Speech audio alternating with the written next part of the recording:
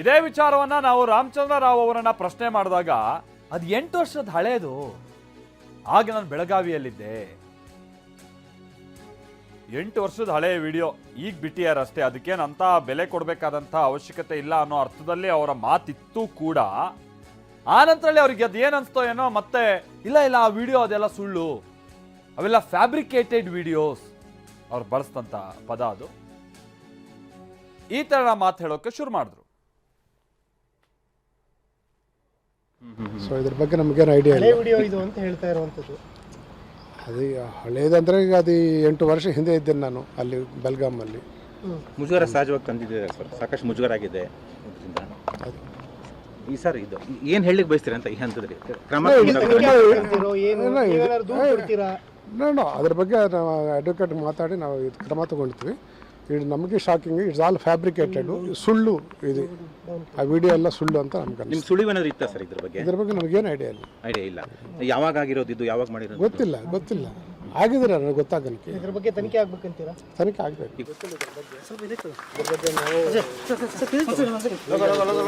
ಯಾರು ಮಾಡಿದ್ರು ಅಂತ ನಾವು ಇದ್ರ ಬಗ್ಗೆ ಯೋಚನೆ ಸಹಜವಾಗಿ ನಿಮ್ಮ ಕಚೇರಿನಲ್ಲಿ ಶೂಟ್ ಆಗಿದೆ ಅಂತ ಕಾಣಿಸ್ತಾ ಇದೆ. ಈ ಕಾಲದಲ್ಲಿ ಏನಾದ್ರು ಮಾಡ್ತೇವೆ ಇದೆ, ಇದ್ರ ಬಗ್ಗೆ ನಮಗೇನು ಐಡಿಯಾ. ಹಳೆ ವಿಡಿಯೋ ಇದು ಅಂತ ಹೇಳ್ತಾ ಇರುವಂಥದ್ದು ಹಳೇದಂದ್ರೆ ಈಗ ಅದು 8 ವರ್ಷ ಹಿಂದೆ ಇದ್ದೇನೆ ನಾನು ಅಲ್ಲಿ ಬೆಲ್ಗಾಮಲ್ಲಿ.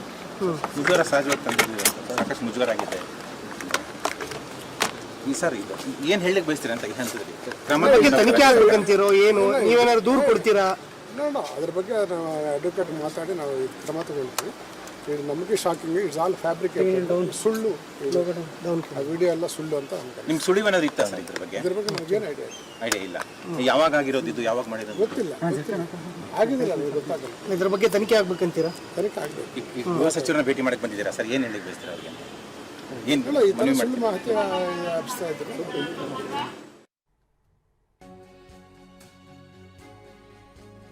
ಅಲ್ಲಿ ಏನಾಯ್ತು ಅಂದ್ರೆ, ಈಗ ಅವ್ರು ಮಾತಾಡಿದ್ರಲ್ಲ ಇಷ್ಟು ಕೂಡ ಅದು ಗೃಹ ಸಚಿವರ ನಿವಾಸದ ಮುಂದೆ ಅವ್ರು ಆಡಂತ ಮಾತು. ಗೃಹ ಸಚಿವರನ್ನ ಭೇಟಿ ಮಾಡೋದಕ್ಕೆ ಅವ್ರು ಓಡೋಡಿ ಬಂದಿದ್ರು.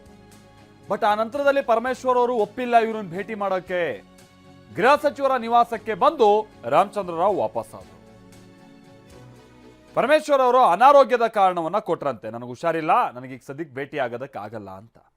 ಇನ್ನೇನು ಇವರ ಈ ರೀತಿಯಾದಂಥ ಪದೇ ಪದೇ ಈ ರೀತಿಯಾದಂಥ ಇವ್ರ ವಿರುದ್ಧ ಕೇಳ್ಬರೋ ಆರೋಪಗಳು, ಕೆಲ ತರಲೆಗಳು, ಇವನ್ನೆಲ್ಲ ನೋಡಿ ಇನ್ನೇನು ಹುಷಾರು ತಪ್ಪದೆ ಇನ್ನೇನಾಗುತ್ತೆ ಗೃಹ ಸಚಿವರಿಗೆ. ಸೊ ಹಾಗಾಗಿ ಗೃಹ ಸಚಿವರು ಹುಷಾರಿಲ್ಲ ನನಗೆ, ನಾನು ಮೀಟ್ ಆಗೋಕ್ಕಾಗಲ್ಲ ಅಂತ ಅಂದ್ರಂತೆ. ಯಾಕಂದರೆ ಈಗ ಹಳೇದೆಲ್ಲ ಕೆದಕ್ತಾ ಇದ್ದಾರೆ. ಮೊನ್ನೆ ತನಕ ಈ ಕಡ್ಡಾಯ ರಜೆಯಲ್ಲಿದ್ದಂಥ ಅಧಿಕಾರಿ ಅದು ಹೆಂಗೆ ಅಷ್ಟು ಬೇಗ ಇವ್ರಿಗೆ ಮತ್ತೆ ಪೋಸ್ಟಿಂಗನ್ನು ಕೊಟ್ಟರು? ಏನು ಇವ್ರುಗಳ ಒಡನಾಟ, ಏನು ಇವ್ರುಗಳ ನಡುವೆ ಇರುವಂಥ ಸಂಬಂಧ, ಈ ಥರಣ ಅಂತ ಕೆಲ ಪುಕಾರ್ಗಳಿಗೂ ಕೂಡ ಡಿಪಾರ್ಟ್ಮೆಂಟಲ್ಲೇ ಕಾರಣ ಆಗ್ತಾ ಇದೆ. ಮೊನ್ನೆ ಆದಂಥ ಒಂದು ಗೋಲ್ಡ್ ಸ್ಮಗ್ಲಿಂಗ್ ಪ್ರಕರಣಕ್ಕೆ ನಂತರದಲ್ಲಿ ಈಗ ಅದೇ ಅಧಿಕಾರಿಯ ವಿಚಾರವಾಗಿ ಈಗ ಮತ್ತೆ ಕೆಲವು ವಿಡಿಯೋಸ್ಗಳು ಬಹಿರಂಗ ಆಗಿರೋದು.